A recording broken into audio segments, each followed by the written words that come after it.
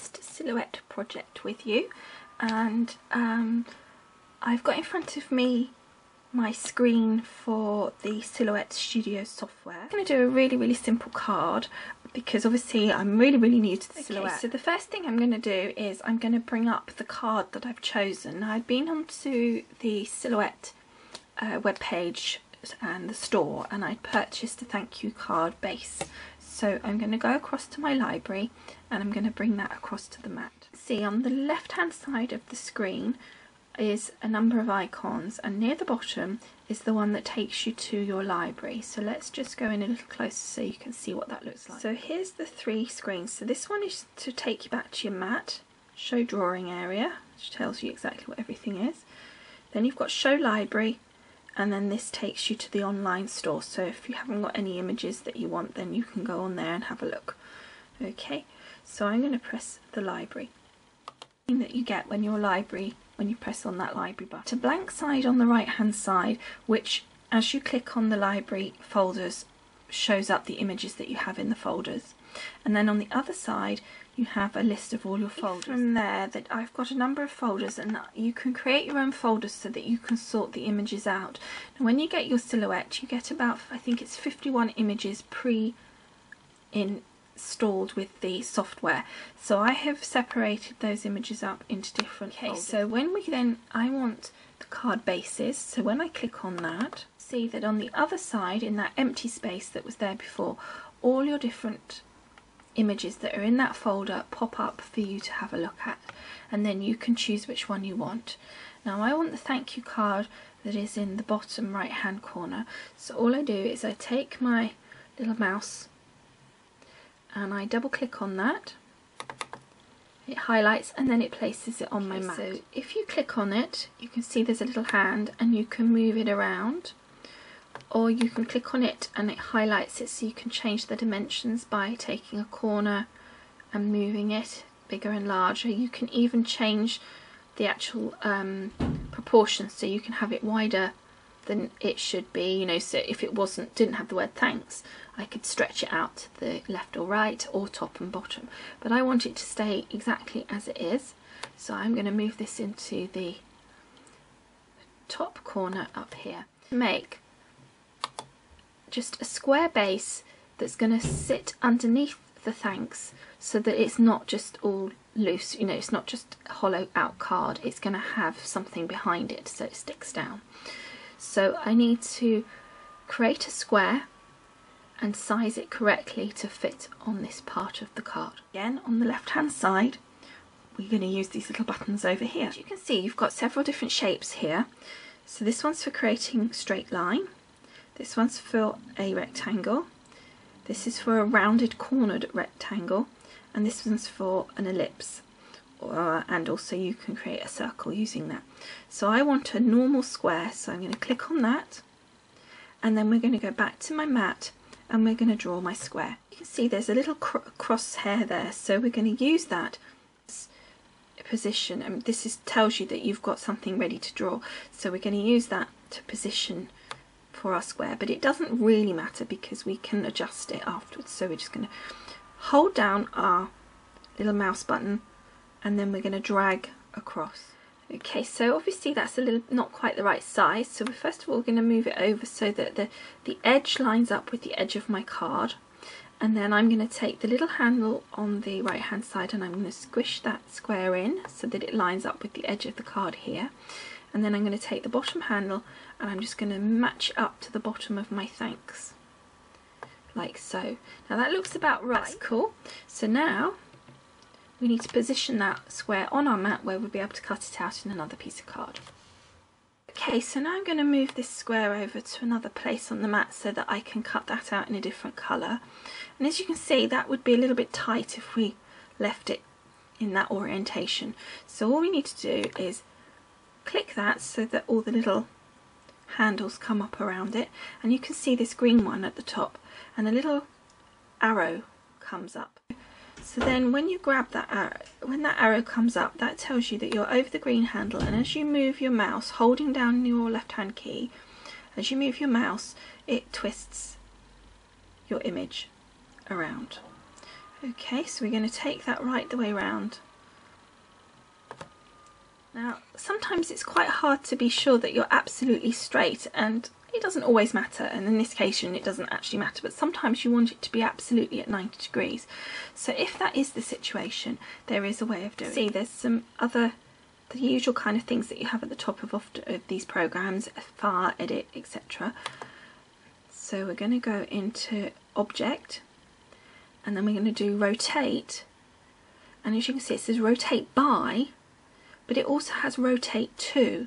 So in this case we want to rotate it to 90 degrees, or if you wanted it in its original orientation but perfectly straight, then you do 0 degrees, but we want it turned 90 degrees and we want it perfect. So we're going to click on that. There we go, so you can see it just straightens it up, and then we can just push that up into the top corner. We know it's perfectly straight, so we're going to conserve as much of our paper as possible. And there we have our card and our layer. Perfect. So now we need to connect this to the Cameo and start cutting out, and we'll show you how we do that as well. Okay, so this is the mat that you get with the Cameo.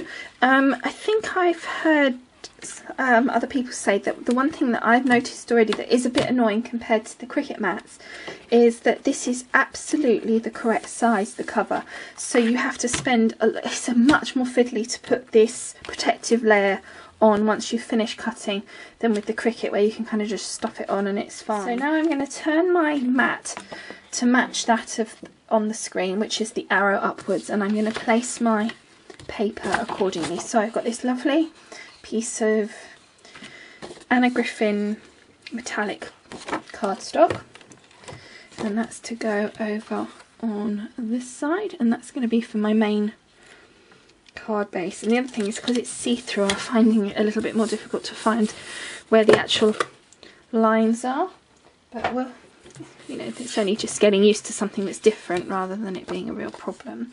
And then I've got a piece of cream textured cardstock, which I'm just going to pop over here for the other. That's one side. And then we're going to go across the Cameo, which is just here. And I'm just going to actually put that back again. Pull this forward a little bit, and at the side you've got some leads. One is your power lead and one is your USB cord. So we're just going to take my USB cord and plug that into the USB on my computer, and we'll go back to the computer in a minute and show you exactly what's what.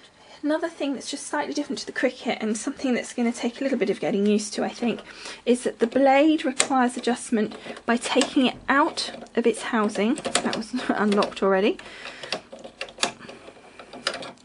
And then you place it in this little thing just here. Twist until it goes to the number that you want.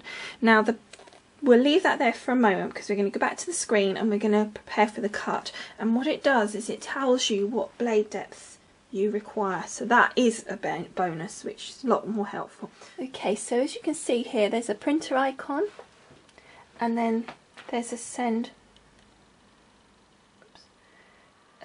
to silhouette icon, and that's the one we want to press, so we press that. And as you can see, it's slightly changed the look of the screen. It's put like pretend rollers in the top of the mat, and then we go across to the right hand side and there's a whole list of things there. So set the rollers to 13 inches. Well, that was pretty much standard unless you've changed it because you've put some vinyl or whatever through. That's pretty much as it should be. Place the paper onto the cutting mat as shown, which we've done. Set the silhouette display to load cutting mat, which we have already done. I'll show you that in a minute. And then the current settings are for a pattern paper, speed of 5, thickness 30. Well, that is not correct. That was the last thing that I did. So this is where we need to go now. So we go here where it says here change settings. At the top part here it says pattern paper. That's the settings that you're on currently. But what we've got is a cardstock. So we're going to go down on this list here and find our cardstock. Whoops. Okay, so we've got medium and heavy. So I'm going to click heavy cardstock just because I know that I like to be sure it goes through. And what it has done is lower down here, this is our blade, it's saying that it should be set to 3. Now I found on the, I put it for heavy cardstock for the basil cardstock, and it wasn't heavy enough. I had to put it up to 4. It nearly went through, but not quite. I found the 4 worked. This is lighter, heavier cardstock because the Anna Griffin isn't quite as thick as the basil, which I think we all know is quite a heavy cardstock. So I think the 3 will be absolutely fine. It also gives you the option there of blade or pen, and then you've got your test cut, which you can't quite see under there at the bottom. And then if I just take you down, bottom part where it says silhouette, so that's what we're going to do now. And then just before we do that, we're going to, as I showed you earlier, we're going to change that blade to 3. It's on at 4.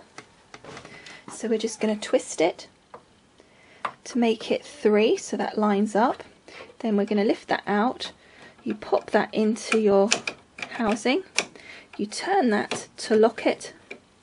And then we go back to the computer, and step 6 says cut page. So we click that.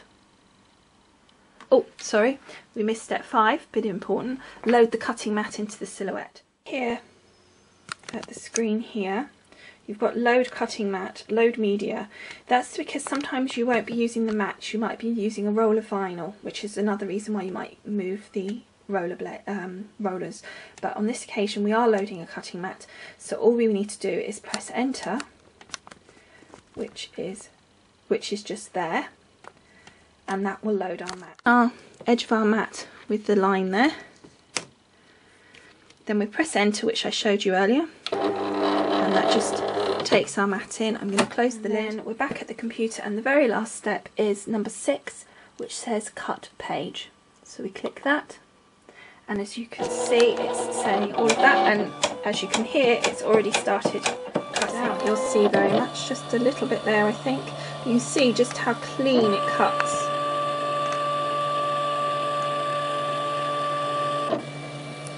And now it's going up to the other piece. I'm just cutting the square.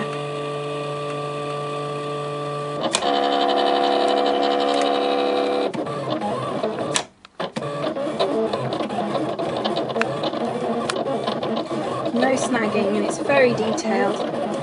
So really, I mean, I'm hoping that's going to come out, it's going to be the right thickness, because obviously I'm not familiar yet with the depth of the blades, etc.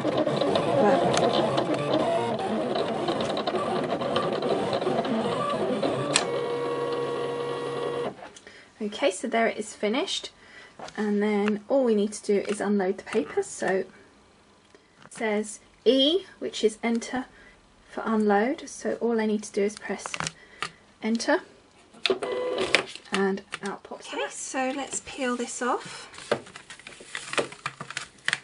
very carefully. As you can see, it cut very beautifully. Very delicately, just around this bit here where it's got the finer pieces. Also, it's such a new mat, it keeps sticking back down.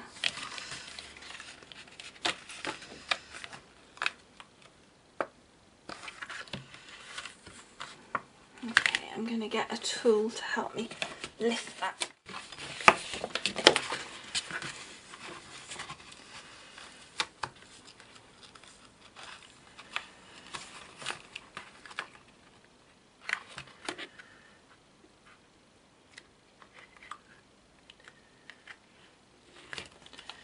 Because it's cut so fine compared to on the Cricut, it does mean that you have to be just that little bit more cautious when you're peeling it off, especially when it's a brand new mat like this. But you know, it's not taking a stupid amount of time, it's just being just that little bit more careful. There we go, and we'll clean that other piece off in a minute. Just where it's stuck. There we go.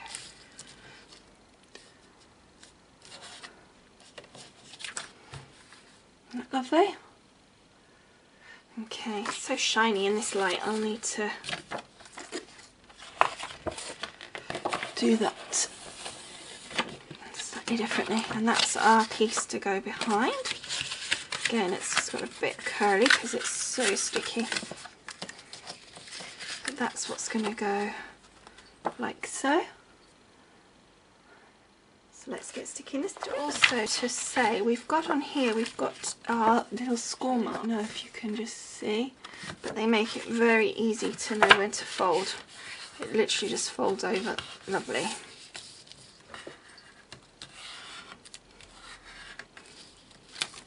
There we go. And then this piece, hopefully if I've measured it correctly, should sit just in there to make our card. Get a scrap of paper so that as I glue those bits it'll not mark my mat, because I just tried to clean it all off because I wasn't very good. I'm never very good with my mat. And I'm just going to use a glue stick for the other bits and I'll see if that works okay, hopefully. Whoops, maybe not.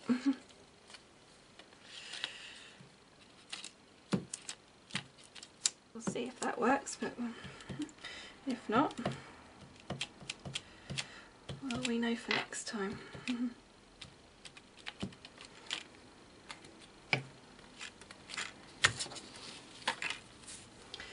And then we take our piece of card, textured side up because we want it right side up because that's the side that counts. I'm going to match it with the bottom here, like so, and then fold my card over.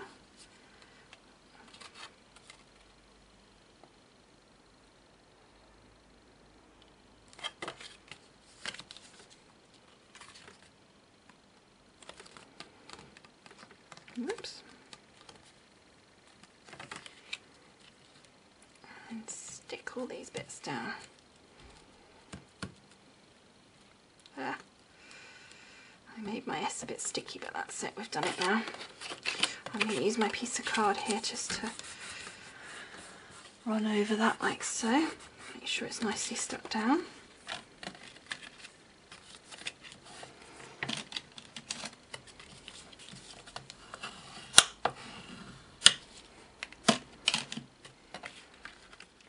Is our card for today. I hope you've enjoyed making this first silhouette project with me. Well, my second silhouette project. The first one I posted a picture on my Facebook page. So I hope you've enjoyed making this with me, and I'll see you all again soon. Thanks for watching. Bye.